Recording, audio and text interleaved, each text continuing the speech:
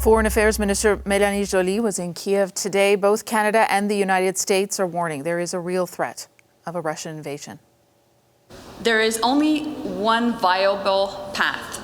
Russia needs to de-escalate and needs to engage in meaningful dialogue.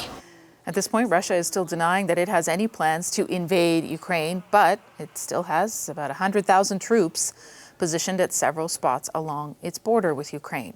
Now, that country is asking its allies for more military help. Joly is saying Canada will make a decision on that ask in, quote, a timely manner. The minister's next stop will be France before she heads to Brussels, where she'll meet with European Union and NATO leaders. So how real is the threat of war? Constanze Stelzenmüller is an expert on German, European and transatlantic foreign and security policy, as well as strategy. She holds the Fritz Stern Chair at the Brookings Institution. She is in Washington, D.C. Ms. Stelzenmüller, thanks so much for making time for us.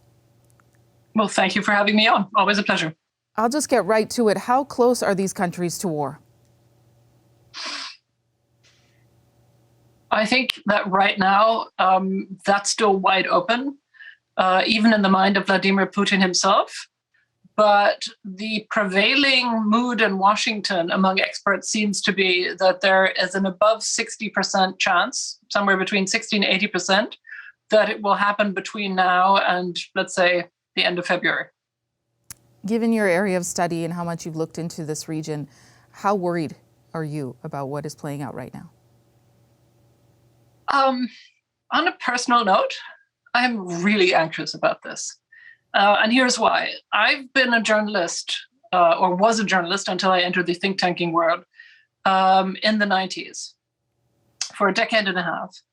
And among other things, I covered humanitarian crises, war zones, and war crimes tribunals arising out of genocide in the former Yugoslavia and in Africa. And I'm having some fairly severe flashbacks to that time, not least because I hear people who favor restraint here and in my own country, Germany, here meaning DC, say, but this is not an Article 5 case, meaning that because Ukraine is not a member of NATO, no obligation to help would be triggered. It doesn't work that way. I think that if there were an attack on Ukraine, I think that Western publics would find it unbearable to watch depredations on civilians, to watch conflict, fatalities, and casualties, would expect there to be a Western humanitarian reaction, would expect the International Red Cross, the UN Refugee Commissioner, and other humanitarian organizations to get involved. And that might entail all sorts of very uncomfortable discussions, such as, do we need to protect those humanitarian helpers? Do we need to create safe zones for refugees? Do we need to get refugees out of the country? Are we looking at war crimes prosecutions? And in all of those cases, that raises really difficult diplomatic, political, economic, and yes, military questions. So yes, I'm very worried. Sorry, that was a long answer, but just to explain why. It was a powerful answer. In terms of help at this point and NATO's role, how far do you think the alliance is actually willing to go to support Ukraine? So right now, I think the alliance, with some really significant American leadership here, has been doing quite well at keeping a united posture vis-a-vis demands from the Kremlin, which are really quite outrageous, and as senior politicians and the Secretary General of NATO himself have been saying, are untenable.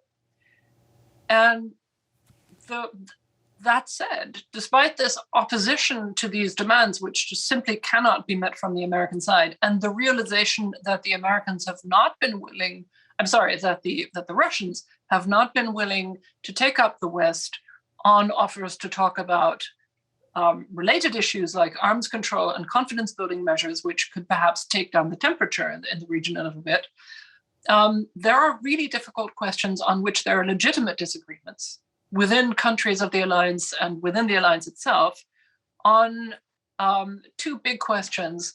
economic sanctions and providing military help to Ukraine. Now, on the former, the problem with economic sanctions is that we, member states of the alliance, are differently vulnerable to the blowback from economic sanctions. In other words, the American economy is much less interdependent with the Russian economy than the Europeans are, not least because of energy deliveries. Yes, the Americans get Russian oil as well, but the nations of Eastern Europe, for example, get around 75% of their natural gas from Russia. So if there are economic sanctions from the West against Russia, that has significant blowback against the West as well, with some quite imponderable questions. And on the question of military aid for Ukraine, that's already been happening, particularly from the United States and from the United Kingdom, not so much through NATO, which has always been reluctant to do that kind of thing. And the Germans in particular have resisted this. They're run by a center-left government now, and the foreign minister, who had a very quite impressive meeting this morning in Moscow with her counterpart, Sergei Lavrov, where she really stood up to him. She is from a party that has made a commitment in its party program to not deliver weapons into war zones. That might change, I think. Yeah, and you've said Germany is key to deterring Russia. Do you think it's doing enough? Do you think today's conversation and what you're seeing, the signals there, is going to be enough? So this is a complicated question, forgive me. Yes, Germany is key. That is absolutely correct. Germany is key to the economic sanctions because the biggest impact of any economic sanctions will be on Germany and second in Europe, Italy, because they are the most economically exposed to Russia, not just in terms of energy and natural gas deliveries, but also because of active companies there and banking exposure. The biggest bone of contention in Germany is the question of whether the nearly finished pipeline, now waiting to be certified, Nord Stream 2, should be on the table as part of an economic sanctions package. And here there is significant disagreement within the government, particularly from the left wing of the Social Democrats, who also feel the Chancellor. But the Chancellor, Olaf Scholz, today, during a visit with the Secretary General of NATO, Jens Stoltenberg, who came to Berlin, said in public that everything is on the table, meaning that Nord Stream 2 has to be on the table as well. That was a really important comment to make on this day. That they would sacrifice that they would take an economic hit if necessary. Yes. On the issue of deployments and offers of help, Canada, we know, has deployed special forces in addition to about 200 troops already on a training mission in Ukraine. You mentioned what the UK is supplying. What do you make of what the West is offering, given that we're talking about 100,000 Russian troops at several spots along its shared border with Ukraine? You know, I think that at this point, it's important to not focus too narrowly on, shall we say, the mathematics of opposing forces. The Ukrainian military is in a much different place than it was in 2014, when the Russians managed to annex Crimea illegally with the help of special forces disguised as, the legendary Little Green Men.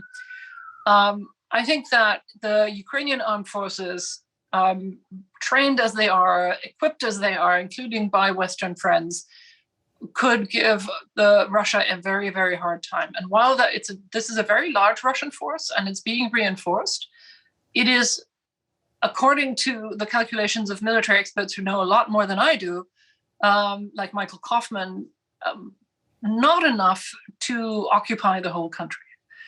And I think that a country as determined as Ukraine, as sure of its will to be sovereign and to associate itself with the West, I think could give an invading Russian force a great deal of trouble. So I would suggest that what we probably need to look at is a complicated scenario whereby Russia tries to trigger Western reactions and Ukrainian reactions at the same time in different fora, such as the Black Sea and the Baltic and the Ukrainian border, uses hybrid methods such as propaganda, disinformation, and cyber attacks, And the challenge for us will not so much be measuring tanks to tanks or Ukraine to measure tanks to tanks, but for all of us together to react appropriately and adaptively as Russia tries out these different pressure points. That is more demanding on the level of political cohesion and perhaps slightly less demanding on the military level.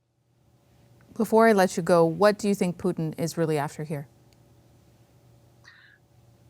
Well, that is anybody's guess. And I had the distinct feeling this morning watching the press conference between the German Foreign Minister Annalena Baerbock and her Russian counterpart Sergei Lavrov, that even Mr. Lavrov, who has more years on the job probably than most other foreign ministers, was also somewhat out of the loop. I think that the general theory here seems to be, again, among people who know more about this than I do, I'm not a Russianist, is that Putin is both deeply compelled and at the same time not decided as yet and is willing to experiment.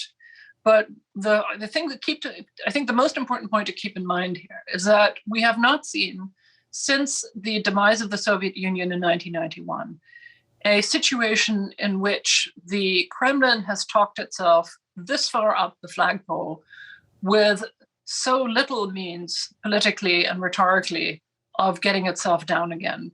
And that should be of concern to all of us. What will it take to get the Kremlin to back down? Well, according to the Kremlin, it would take Western concessions which the West cannot make, which is not just some sort of neutrality of Finlandization for Ukraine, as some advocates of restraint in the West and my own country, Germany and America, keep saying. But what Putin is demanding here really is a rollback of the European security order in a way that satisfies truly extravagant ideas of a Russian sphere of security, rolling it back to at least 1997, if not 1991. And that is something the West cannot and will not do. And I think that is a united view across the Western Alliance. Constanze Stelzenmüller, thank you so much. You're very welcome. It was a pleasure to come on. Hi, I'm Vashi Capellos, host of Power in Politics. See more of our show by subscribing to the CBC News channel or click the link for another video.